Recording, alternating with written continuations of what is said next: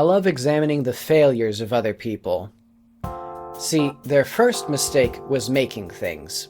As the saying goes, if you never take a shot, you technically never miss.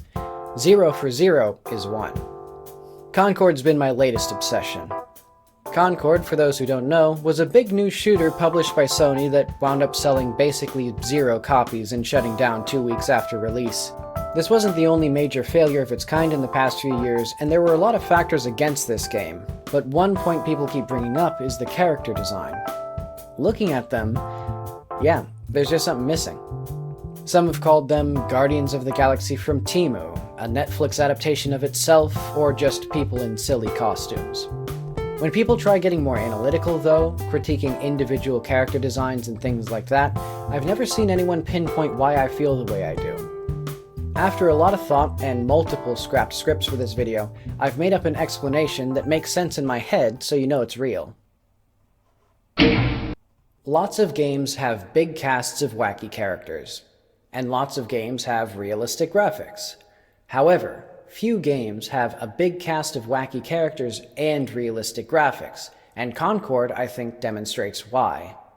Why does this guy look fun, but this one looks dumb? Why do these guys look cohesive, but these look chaotic?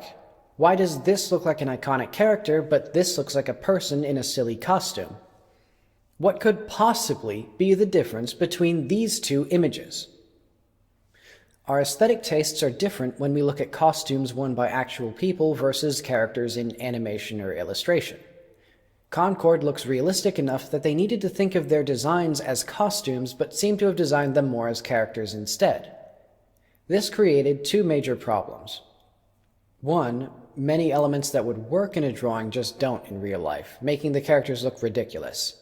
And 2, the characters don't have enough common elements as you would see in costume design, making them feel disconnected.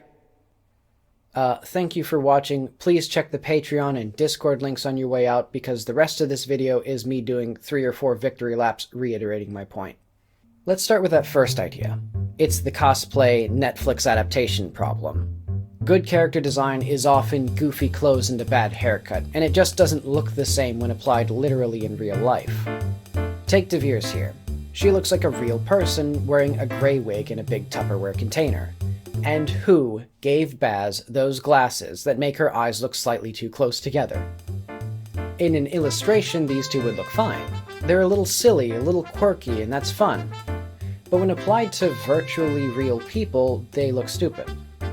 If realism is a goal, it'd be wise to pull more from real-world costume and makeup design. To be frank, I'm not a character designer or a costume designer, so I have no idea what that entails. I just know they're different skills. A lot of redesigns I've seen look quite good as illustrations, but would they work as costumes? A lot of things don't. Perhaps the limitations of modern graphics are also causing problems. We can get perfect photorealism in film with months on the render farms and teams of people poring over every pixel of every frame in very limited circumstances. When it's a game running at 26 FPS on the Surface laptop I stole from work, there's just limitations. Games are realistic enough now that when a character looks uncanny, we don't immediately think, oh, it's the graphics are bad. Instead we think, what's wrong with their face? I get a bad vibe just from Daw's mouth. Maybe it's the animation or the shading, but something isn't right. The skin, maybe? I think the teeth are also subtly wrong, not enough translucency or something. But I don't know. My experience with technical art is adding an extra layer of diffuse lighting and calling it subsurface scattering, so it's not like I'm an expert in this. I just know this boy ain't right. Fix your boy.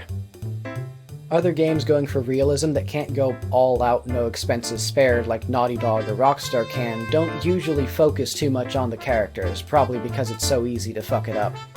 Captain Price looks like somebody took young Ron Perlman and shrunk his face another 5%, but nobody cares because you're not picking characters in Call of Duty. You're picking guns that a set of arms happen to be holding. And does anybody play Siege for the characters?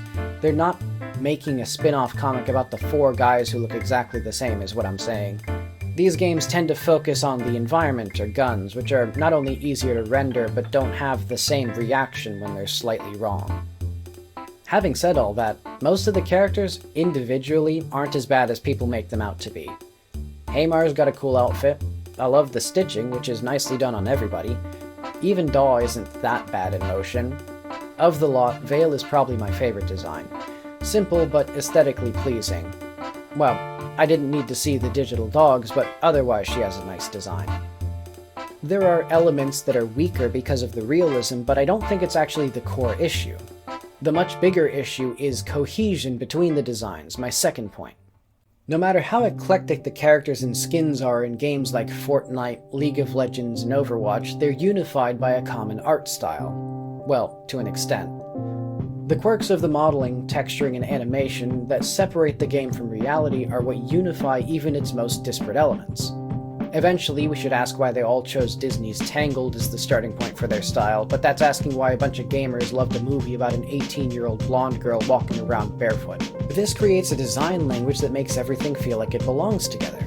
In more realistic games, there's less stylization, so the design language is more the setting and dress code, so to speak. It comes from things in the world, not the way the world is depicted. The wackier skins in Rainbow Six Siege or Call of Duty Warzone stick out a lot more than Master Chief and Mrs. Incredible hitting the gritty in Fortnite, because a military aesthetic is defined by how the characters dress. Concord has a design language inspired largely by vintage science fiction. It's an idea that's worth exploring, but I think they needed to be more strict with it, because the characters don't feel like they're in the same setting. De Veers, Imari, Roka, Lennox, and Tio all have armor designs that are totally unrelated. Haymar and Duchess feel like they came from a separate universe, and as much as I like Veil, she doesn't fit at all.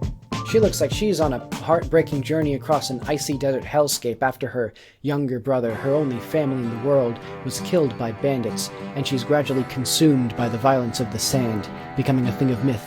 A mysterious wandering sniper, killing the cruel and wicked from afar in the hopes that she'll eventually bring justice to this godforsaken world. But the dogs are out. Why is she cracking wise with these chumps? How do these people even exist together? Why is Haymar cozying up with One-Off? How are they buddies? It's like Hermione Granger fell in love with R2-D2. It's like all the talking animal characters from different Hanna-Barbera shows got together and started their own show. Wow, we sure are a bunch of iconic characters, aren't we? We sure are. This fucking joke. It's predicated entirely on me being able to do a Scooby-Doo impression, and I've tried it like 40 times and I can't do one, so why don't I just delete the joke? Why am I doing this to myself?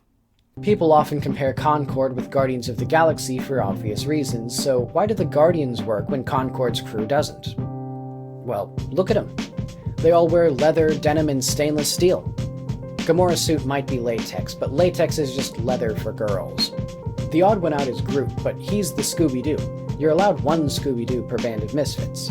They're not wearing a uniform and don't even come from the same planets, but the designers gave them lots of common elements so they look like they belong together. It also aligns with most comic book adaptations where they just put everybody in dark colors and hope for the best. It's not ambitious, but not everybody's brave enough to put Hugh Jackman in as much yellow as Deadpool and Wolverine did. There's a lot of other science fiction to look at for what I mean. Star Wars has a clear divide between the natural brown and tans of the rebels versus the black and white of the Empire. The Fifth Element is much wilder in its design, but the main girl literally wears the main guy's clothes for like half the movie.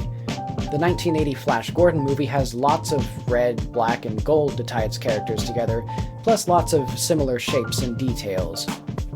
So, according to Concord's lore, the characters come from different planets and work on different ships, all across the galaxy. It makes sense they'd all have very different looks, but I think there should have been more common elements. Maybe each crew could have similar materials, because they buy equipment from the same places with some special items from their home. There could be common elements across the crews, like items from the same manufacturer, or religions and cultures that span multiple planets with believers using similar iconography in different ways. Giving the characters common elements and logical connections would go a long way to make them gel together, and potentially give the writers some interesting stuff to work with. Team Fortress 2 is one of my favorite examples. Most of the characters wear the same basic uniform with choice variations that tell you about their role and personality. Scout wears baseball cleats because he runs fast and came from Boston. The sniper's got a little of that Crocodile Dundee, that's not a knife cunt, that's a jar of my piss.